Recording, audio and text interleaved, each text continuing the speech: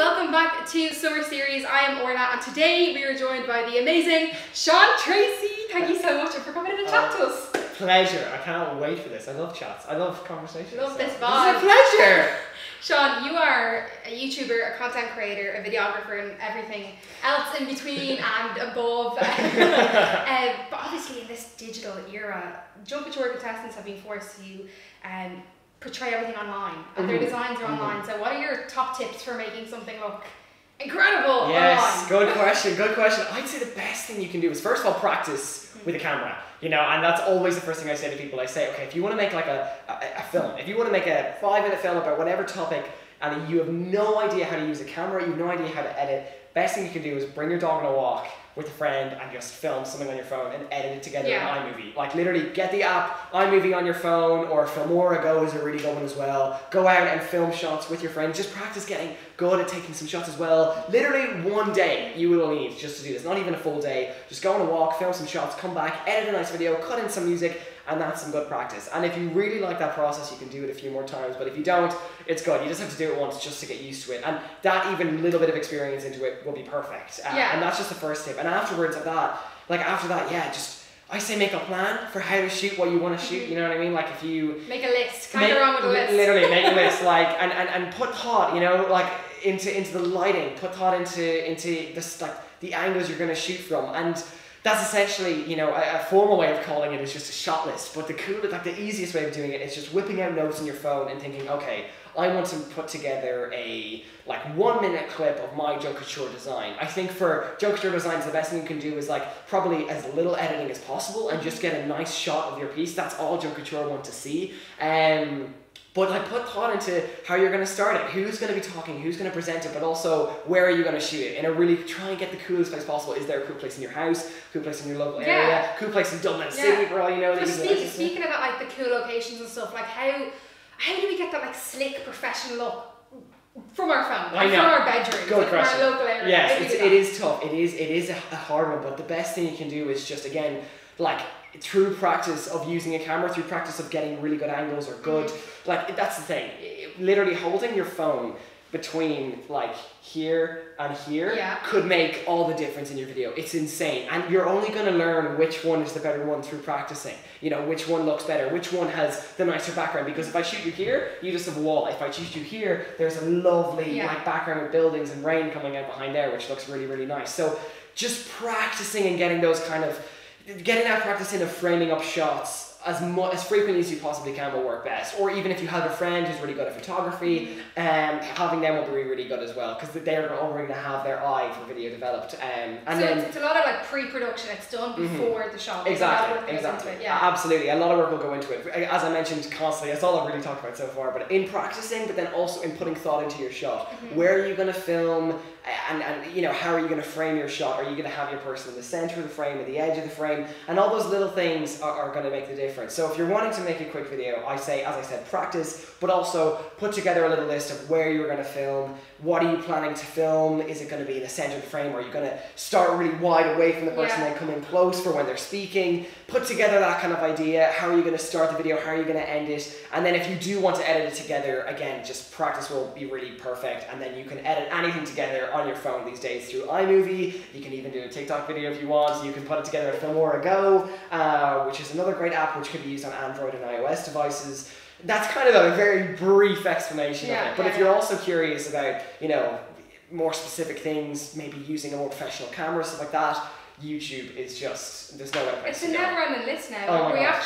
We are, you know, without having the equipment, it's so accessible to learn. Literally, like that's exactly how I learned what I did. I'm only 17, never went to film school or anything like that. I did one film camp once, but I think the best thing I've ever done is just like, one, been passionate about film naturally, and I'm really lucky to have that passion already, but like on top of that passion naturally just drove me to going onto YouTube and looking, how can I do this effect? How can I get that camera angle? How can I film like that? And since then, like, it's just been constantly building up that knowledge and that understanding of how cameras and that editing and framing and cinematography works just through learning on YouTube. So if you're curious, head on to YouTube. That's the best place to learn. Absolutely. And you spoke about, you know, making lists, the pre-production, the thought into your angles and your shoots and stuff like that. So obviously with COVID and stuff like that, it's been quite difficult to be creative. And this is a very creative thing. So what are your like top tips for getting those creative juices flowing for your storytelling? And that's probably the most focal point of this. Yes, that's a really, really good way of saying.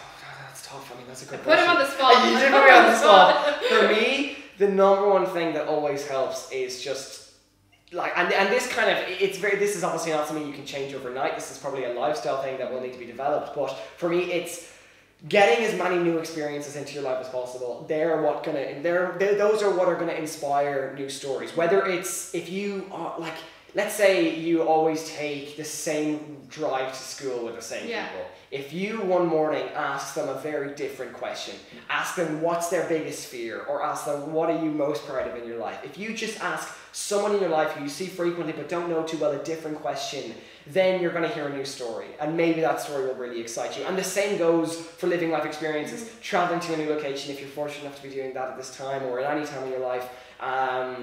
Gaining new experiences, learning a new habit, whether it's practicing guitar, I mean, whatever it is, just meeting new people, having new experiences, and just adding more diversity to your life in that way is going to inspire the storytelling within you. Because if you're naturally born to, if you're a natural born storyteller, if you're naturally born to like just wants to understand and share other people's stories, then getting into new environments and seeing new people is the best way to go about doing that. For me, that came around like last summer. There wasn't much inspiration because I was literally doing the exact same thing every day. I was waking up, editing a video. COVID life. Literally, COVID life. Just like, it was like Groundhog Day, doing the same thing every day. As soon then as I was fortunate enough to do a week of presenting with RTE for Ace My Space at the end of last summer, I went to like 5 different locations and met 5 different families in the space of 2 weeks.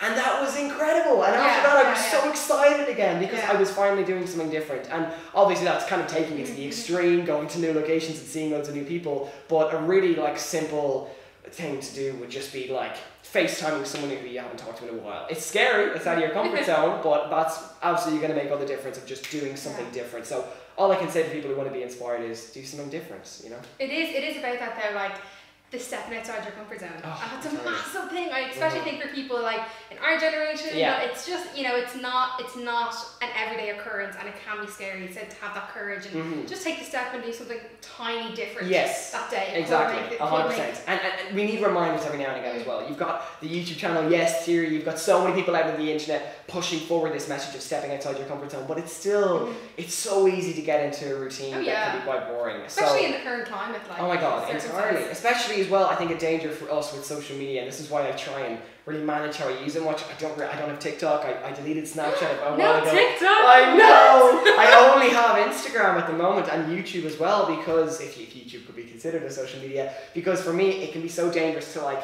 almost think you're living an adventure through your phone. So kind of putting that down and looking around and seeing, okay, what's something new I can do today? Where can I travel to? Or who can I talk to today? That's going to get you out of your comfort zone. And for me, that's where life is. And anywhere life is, there's inspiration for creativity. We are getting philosophical. I know, apologies. No, but like you mentioned there, like TikTok, you have to get it. It's a trend. I know. No, but it is, you know, I know there's been a lot of connotations with like social media and stuff with our age, but the likes of TikTok has had massive peaks in the sense that the easy editing hacks and tools, like it's really given everyday people a real like, you know, encouragement or an easy access to making films, making short pieces and putting them online. So I'd say a lot of our Junk Kouture contestants are going to use TikTok as their platform. Absolutely. So how would you like give them tips to get creative, to make it relevant?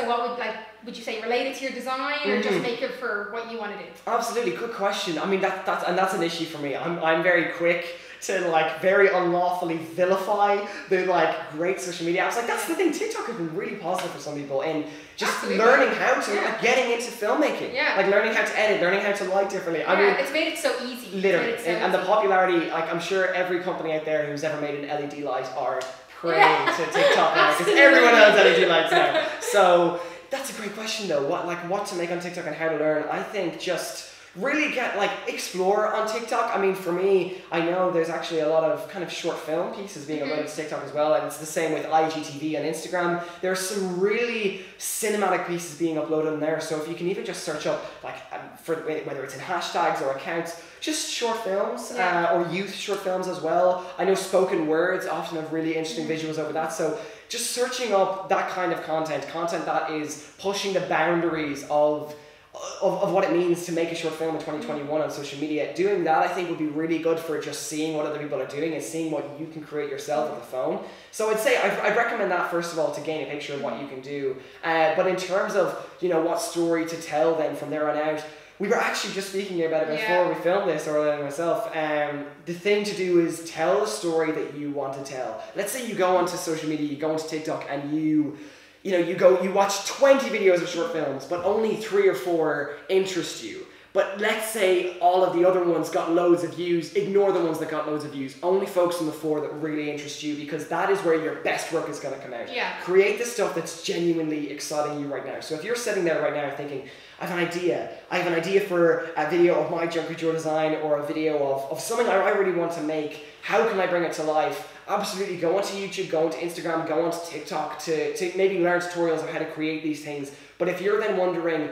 what exactly to focus on in your video, because you only have a minute, what are you actually going to create here? Only create what you're excited about making, because that is going to be your best work. That's the work that you are going to stay up till 4 a.m. editing one night because you care about it. And that's all I can say. Like if you are, going through social media and you're looking at the stuff that really excites you, focus on that stuff. Ignore the stuff that maybe is doing really well statistically but doesn't excite you, because that doesn't matter to you. What matters to us as creators is just the stuff that gets us passionate. And I couldn't believe in that more. Absolutely, you have to follow the passion, follow what you love, what interests you. And speaking of short films, Seán, you have been incredibly busy the last while. So Seán is an incredible short film maker, director, producer, everything in between. And you've been working on a massive project at the moment. So talk us through that. Yeah, so I'm actually, I'm smiling saying it because of just how much joy it's brought me. And this is what I'm talking about. Like, over the past few years, I've worked on some projects, I've made some short films that I kind of felt I had to make more than I really wanted to make. This project for me is something that I wholly want to do, and it's also something that all of the people involved have just been so incredible working with. I'm so happy with the people that I got to work on this film, because they're all so excited about it as well. So I'm in such a great place right now with working on this film. But essentially, this is probably the biggest project I've ever taken on in terms of the amount of people working on it, the amount of days we're filming, the length of the film. Essentially, every year, to give some context, I try and make one short film just to challenge my creativity and also to have a really good time. Sometimes, I'm really happy with what I made. Other times I'm like, it's okay, we'll push that one to the side. But every year, exactly, all practice. All of it has led me to where I am today, and I love where I am. So I'm grateful for all of them. But essentially, in about March of this year, I really wanted to make another short film, a big short film this time, because the one I made last summer was more of a very simple idea of a short film. And I chose a subject matter that's fairly intense, but very, very active in today's world. And I chose a story that I really care about. And so, over the past, since the end of June, it's currently kind of like the first week of July. Since the end of June, I've been filming my new short film after many weeks of kind of perfecting the script and getting actors organized and casting actors and rehearsing with actors.